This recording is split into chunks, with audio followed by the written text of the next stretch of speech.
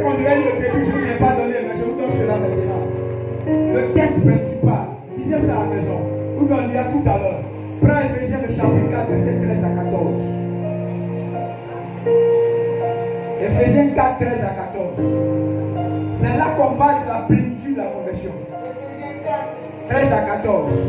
Ça, c'est le texte principal. Verset 13. Jusqu'à ce que nous soyons tous parvenus à l'unité de la foi.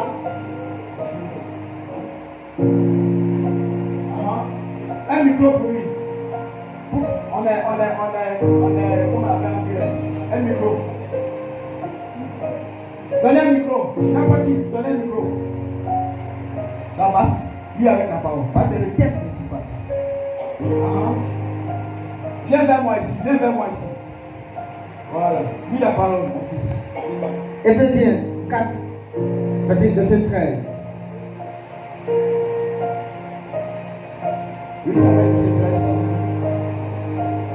Jusqu'à ce que nous soyons tous parvenus à l'unité de la foi, jusqu'à ce que nous soyons tous parvenus à l'unité de la foi et de la connaissance du Fils de Dieu. Et de la connaissance du Fils de Dieu. Vous voyez, quand on parle de transformation, quand on parle de changement, c'est les étapes que nous devons pouvoir suivre et traverser pour arriver au niveau où Dieu veut qu'on atteigne.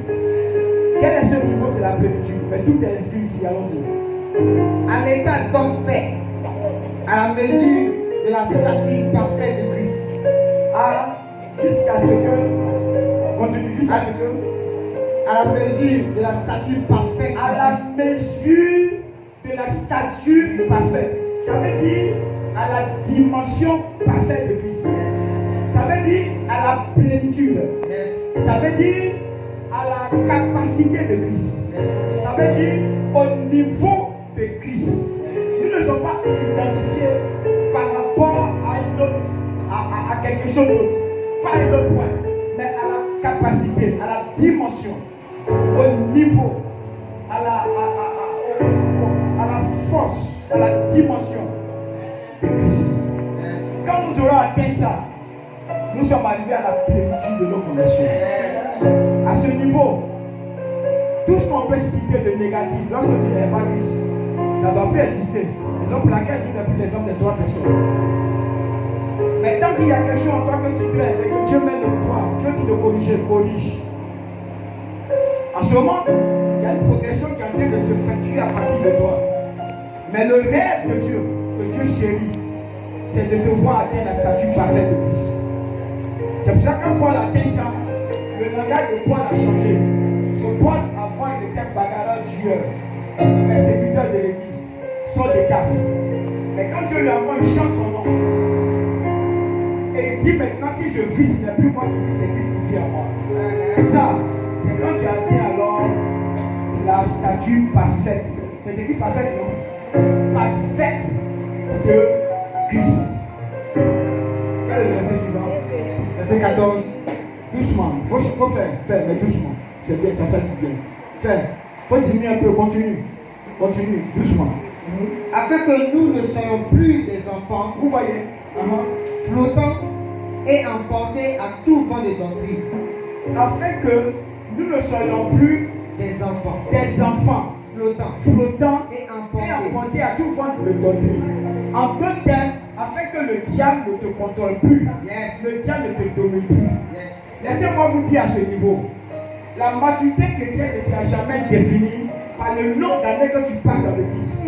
Le nombre d'années depuis quand tu as accepté Jésus, 10 ans, 100 ans, quand tu es mature. Non, la maturité est définie lorsque tu as atteint alors la statue parfaite de Christ, la dimension de Christ. C'est possible que ça se fasse en 1 an de conversion, mais tu es mature, tu as la maturité. Par rapport à celui qui aura peut-être 10 ans qu'il a accepté le Seigneur. 20 ans il a accepté le Seigneur, mais il est toujours dans la fornication. Il est toujours dans la fête de cigarettes. Il ne boit pas quand nous sommes avec lui. Et quand il va au funérail, il boit l'alcool. Ça veut dire qu'il se cache pour boire. Peu importe la responsabilité qu'il a à l'église. Non, ça fait 20 ans que je suis converti. Non, nous on est la plus grande église. Mon frère, tu n'es pas mature. Tu n'es même pas mature. Parce que la maturité est définie par le niveau de croissance de Christ en toi, établi en toi.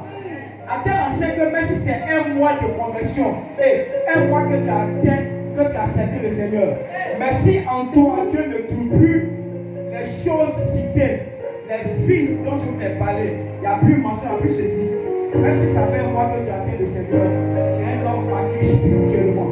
Tu es un homme spirituel. Alléluia. C'est pour cela, ne blaguez pas la conversion. Ne craignez pas la conversion. Ne dis pas non, je suis encore jeune, j'ai tout le temps pour changer. Non, c'est dès maintenant qu'il faut changer. Dieu te dit de laisser le copain, c'est dès maintenant. Dieu te dit de laisser la copine, c'est dès maintenant.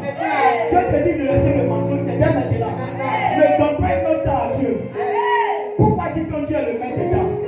S'il est le met dedans et qu'il te parle aujourd'hui, qu'est-ce que toi tu veux donner à Dieu pour dire non? C'est quand je vais vieillir, c'est quand je préfère en telle année, c'est là j'ai laissé copain, j'ai laissé cigarette, j'ai laissé vol. C'est maintenant. C'est maintenant. Dis à quelqu'un c'est maintenant. Changement c'est maintenant. Conversion c'est maintenant. Acclame le Seigneur.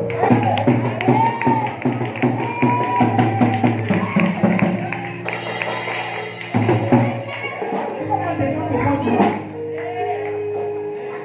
Dieu qui est bon qui t'a créé. Il dit maintenant il faut changer. Abandonne ça. Et lui il se définit un autre temps comme s'il était le chef de Dieu. C'est foutu qui met sur Dieu. Si tu ne restes pas l'autorité de Dieu, Dieu te prouvera par A plus B qu'il est le maître par excellence, l'autorité par excellence. Alléluia. Pendant qu'on te dit change, quand tu dis non, tu ne connais pas dans le d'abord. Alors au cimetière, il y a des enfants, il y a des jeunes, il y a des vieillards. Ça veut dire à n'importe quel âge Dieu peut t'enlever. Moi, Dieu me fait la grâce, je suis à ma 52e année. C'est une grâce de Dieu. Mais il y a des gens qui n'ont pas de grâce sociale. Alléluia. Il y a des gens qui n'ont pas de grâce sociale. Toi, tu as peut-être la 30e année, 50 ou bien plus. Mais c'est une grâce de Dieu. Dieu n'est pas obligé de te donner ce âge. Quand tu arrives à 100 ans, il n'est pas obligé. C'est sa grâce. C'est lui qui nous fait vivre, il nous fait mourir. Mais le plus important, Dieu met le doigt sur quelque chose, change, il faut changer. L'obéissance vaut mieux que les sacrifices. C'est ça qui est le plus important, mon frère, ma soeur. Ne dis pas, ne mets pas ce que Dieu veut faire dans ta vie maintenant. Ne mets pas ça plus tard. Ne procrastine pas le changement que Dieu te demande maintenant. Alléluia. On a eu tous à l'école l'histoire de Père de Terre, je crois. Donc son oncle ou son parent mettait les choses, puis il disait quoi, le procrastinait devant vous. Parce que vous avez eu l'histoire, non, de Père de Terre. Hein? Bon, en fait, maman me comprend. Maman lui me donne aussi. En fait, à l'époque, beaucoup de choses ont changé. Voilà, nous qui avons, c'est pas ce que nos choses intéressent. Mais nous qui avons au moins plus de 40 ans, on connaît cette histoire. Le fait de Terre disait non, lui n'est pas pressé.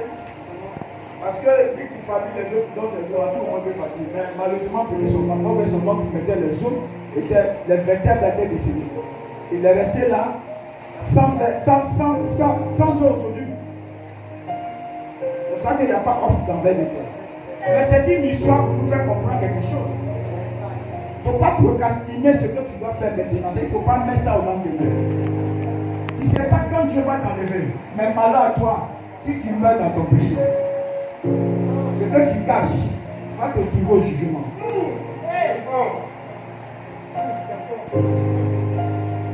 C'est pour cela que ne faisons pas une semblant de vie chrétienne. Alléluia. La vie chrétienne, c'est au grand jour. C'est pas ta chauderie. Tu es chrétien, tu n'es pas chrétien. Quand tu veux que Dieu te transforme, il y a l'homme qui accepte, je veux que Dieu le fait. Il y a des gens qui ne peuvent pas changer. Pourquoi? Parce qu'ils ont dit à Dieu, tel péché, moi je ne peux pas laisser. Et je vous ai dit, à ce niveau, tu respectes ta volonté.